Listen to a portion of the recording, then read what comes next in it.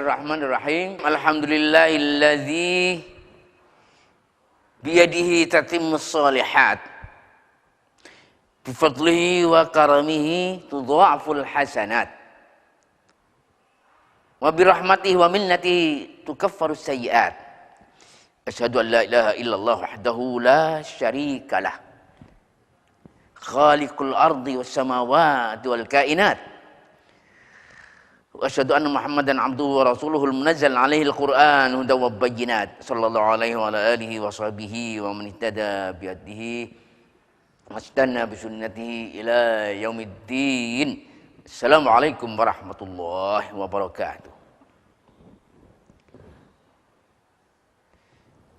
Suatu hal yang kadang-kadang orang memisahkan, membedakan antara dunia dan akhirat. Orang memisahkan hubungan erat antara keduniaan dan keakhiratan. Maksudnya hubungan antara apa yang dilihat, dirasakan di dunia ini dengan nanti pembalasan di akhirat. Atau ini urusan dunia dan itu urusan akhirat. Padahal di dalam Islam tidak ada pemisahan. Bahwasanya dunia dengan akhirat erat sekali. Tidak boleh mengatakan ini urusan dunia, itu urusan akhirat. Karena yang ada semuanya pasti hubungannya kepada akhirat.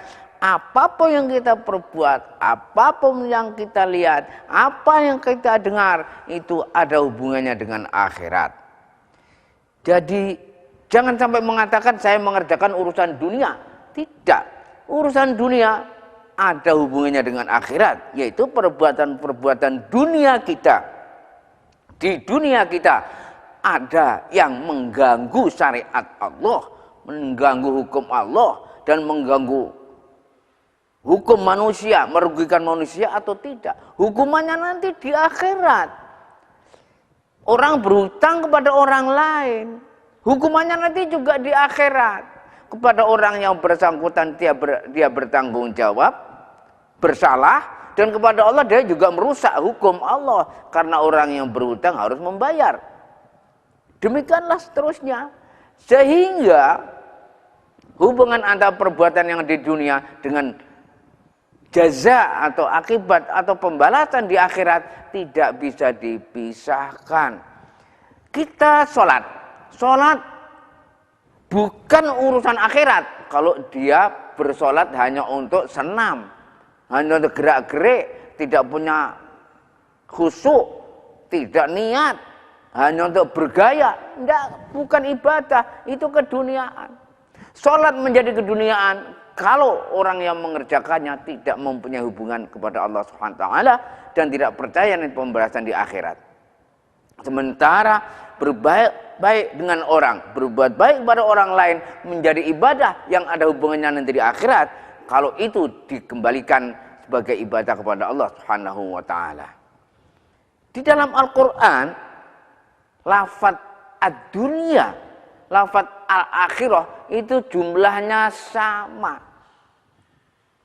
Jadi tidak bisa al-akhirat itu lebih banyak disebut dalam Al-Qur'an, dunia lebih sedikit, tidak, semuanya sama. Dari awal Al-Qur'an, dari awal akhir Al-Qur'an sama. Menunjukkan bahwasanya Islam tidak memisahkan antara dunia dan akhirat.